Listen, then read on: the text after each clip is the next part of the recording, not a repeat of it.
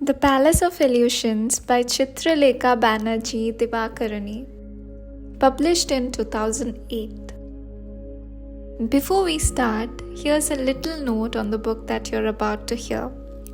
The Palace of Illusions is a reimagining of the ancient Indian epic, the Mahabharata, told through the eyes of one of its most powerful and enigmatic female characters, Draupadi. From her miraculous birth to her role in the devastating Kurukshetra war, Draupadi narrates her life with wit, courage, and raw honesty. Set in a world of warriors, gods, and politics, this novel gives voice to the untold story of a woman who shaped destiny but remained a mystery. Now let's start with the first chapter. Chapter 1 Fire.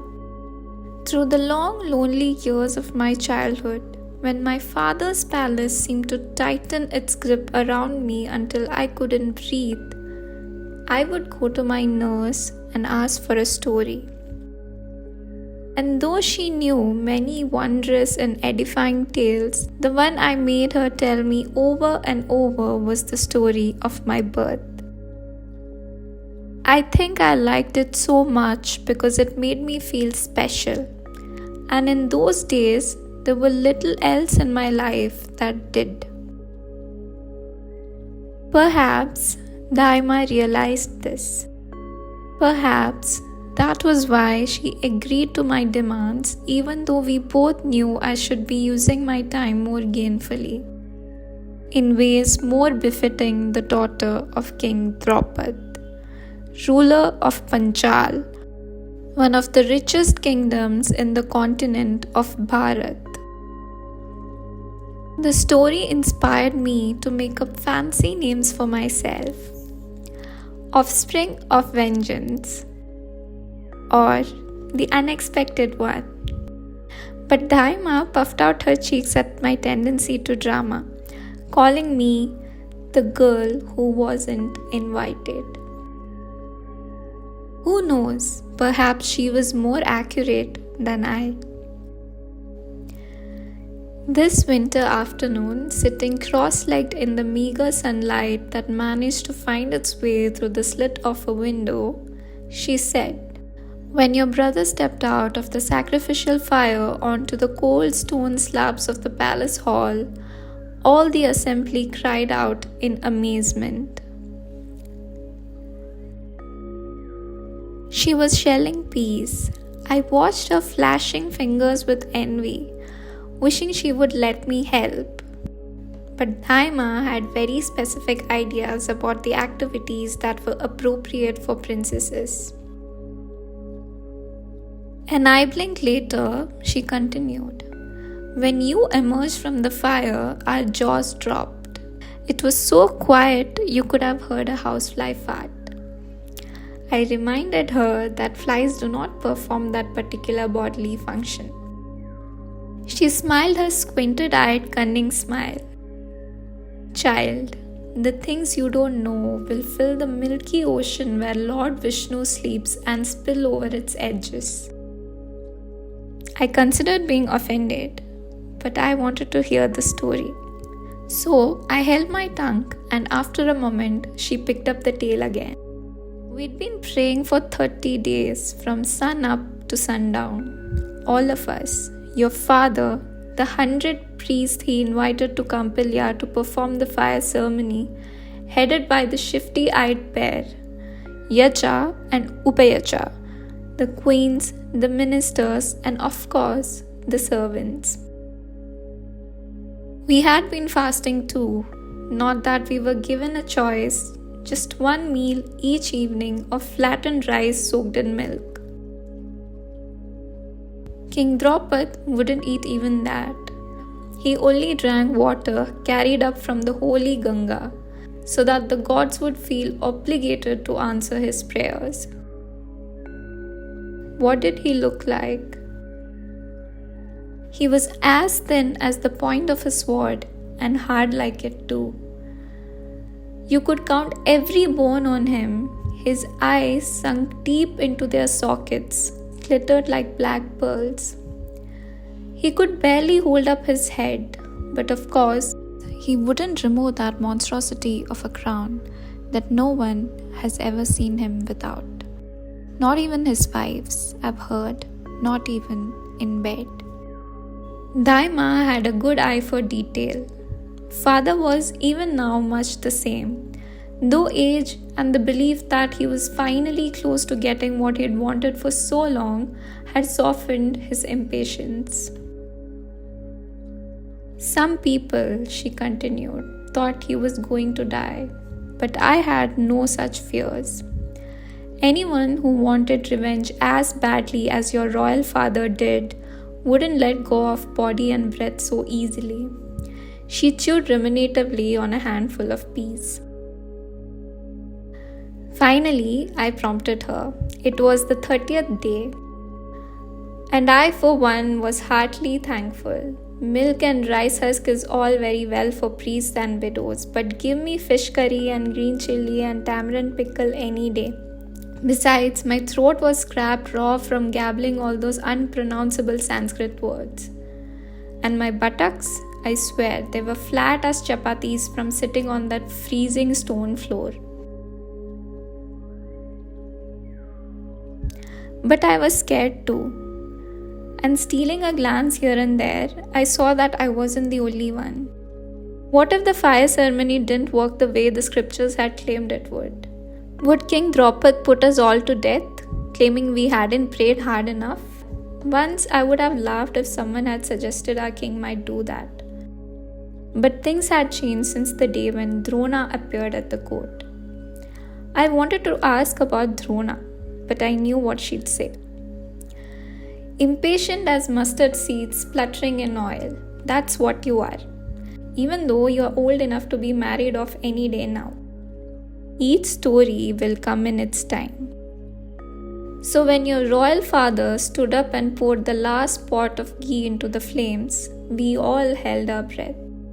I prayed harder than I'd ever done in my life. Though it wasn't for your brother I was praying. Not exactly. Kallu, who was the cook's apprentice then, had been courting me. And I didn't want to die before I experienced the joys of having a man in my bed. But now that we've been married for 7 years... Here, Daima paused to snort at the folly of her younger self.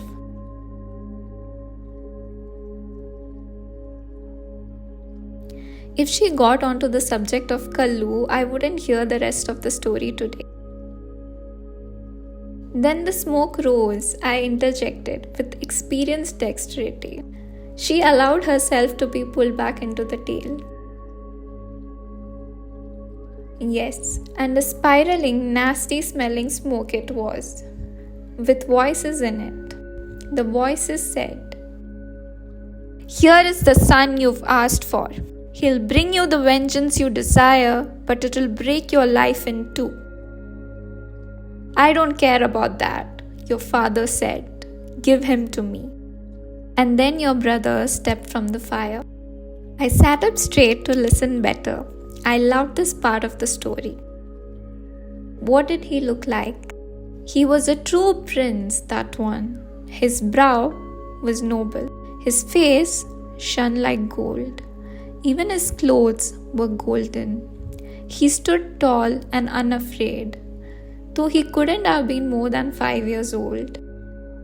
But his eyes troubled me. They were too soft. I said to myself, how can this boy avenge King Draupadi? How can he kill a fearsome warrior like Drona? I worried about my brother too, though in a different way.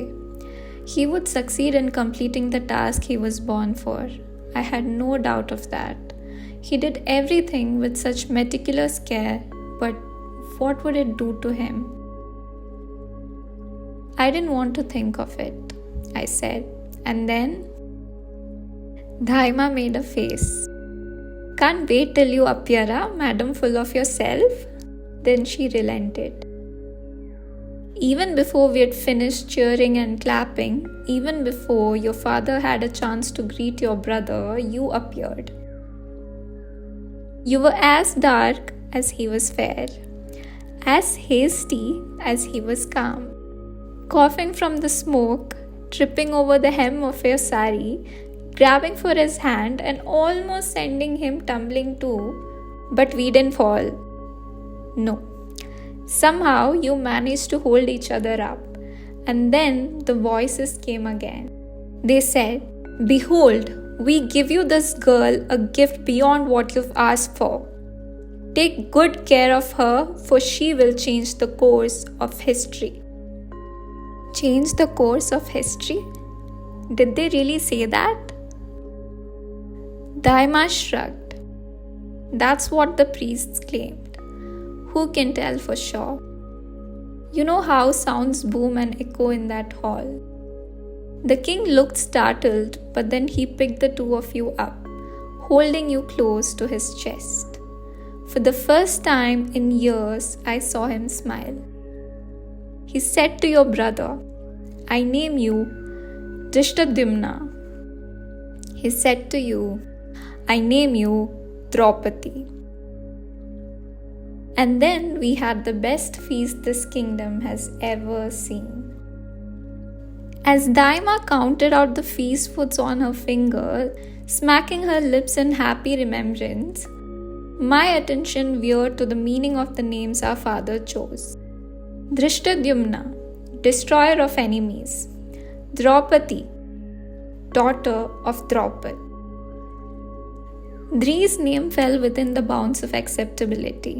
Though if I were his parent, I might have picked up more cheerful appellation like Celestial Victor or Light of the Universe. But daughter of Draupad? Granted, he hadn't been expecting me. But couldn't my father have come up with something a little less egoistic? Something more suited to a girl who was supposed to change history?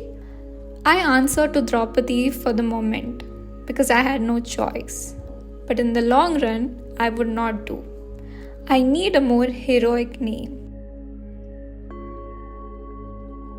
Nights after Daima had retired to her quarters, I lay on my high hard bed with its massive posts and watched the oil lamp fling flickery shadows against the poked stone of the walls. I thought of the prophecy then, with yearning and fear. I wanted it to be true. But did I have the makings of a heroine? Courage, perseverance, and unbending will? And shut up as I was inside this mausoleum of a palace, how would history even find me? But most of all, I thought of something that Daima didn't know. Something that ate me like the rust corroding the bars on my window. What really happened when I stepped from the fire? If there were voices, as Daima claimed, professing my life in a garbled roar, they hadn't come yet. The orange lick of flames fell away. The air was suddenly cold. The ancient hall smelled of incense, and under it, an older smell. War, sweat, and hatred. A gaunt, glittering man walked toward my brother and me as we stood hand in hand. He held out his arms, but for my brother alone. It was only my brother he meant to raise up to show to his people. Only my brother that he wanted. Dri wouldn't let go of me, however, nor I of him. We clung together so stubbornly that my father was forced to pick us both up together. I didn't forget that hesitation. Even though in the years followed, King Draupad was careful to fulfill his fatherly duty and provide me with everything he believed a princess should have. Sometimes when I pressed him, he even allowed me privileges he kept from his other daughters. In his own harsh and obsessive way, he was generous, maybe even indulgent, but I couldn't forgive him that initial rejection. Perhaps That was why, as I grew from a girl into a young woman, I didn't trust him completely. I turned the resentment I couldn't express towards my father onto his palace. I hated the thick grey slabs of the walls, more suited to a fortress than a king's residence, that surrounded our quarters, their tops bristling with sentries.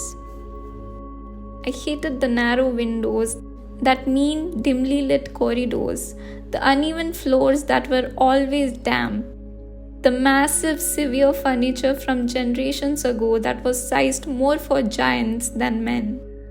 I hated most of all that the grounds had neither trees or flowers. King Draupadi believed the former to be a hazard to security, obscuring the vision of the sentries. The latter he saw no use for, and what my father did not find useful, he removed from his life. Staring down from my rooms at the bare compounding stretching below, I'd feel dejection settle on my shoulders like a shawl of iron. When I had my own palace, I promised myself it would be totally different. I closed my eyes and imagined a riot of color and sound. Birds singing in mango and custard apple orchids, butterflies flittering among jasmines, and in the midst of it, but I could not imagine yet the shape that my future home would take. Would it be elegant as crystal, solidly precious like a jewel-studded goblet, delicate and intricate like a gold filigree? I only knew that it would mirror my deepest being. There, I would finally be at home. My years in my father's house would have been unbearable had I not had my brother. I never forgot the feel of his hand clutching mine, his refusal to abandon me. Perhaps he and I would have been close even otherwise, segregated as we were in the palace wing our father had set aside for us. Whether from caring or fear, I was never sure. But that first loyalty made us inseparable. We shared our fears of the future with each other, shielded each other with fierce protectiveness from a world that regarded us as not quite normal, and comforted each other in our loneliness. We never spoke of what each one meant to the other. Dri was uncomfortable with effusiveness. But sometimes I wrote him letters in my head, looping the words into extravagant metaphors. I love you, Dri, until the great Brahmin draws the universe back into himself as a spider does its web. I didn't know then how sorely the love would be tested, or how much it would cost both of us. Hope this reading has sparked an interest in you to pick up this book and explore it further. The whole series is my humble attempt to introduce you to some of the greatest books known to humankind and let you choose a book that could end up leaving a long-lasting impact on your life. If you like the video, please do like and subscribe to this channel for more such book readings and recommendations.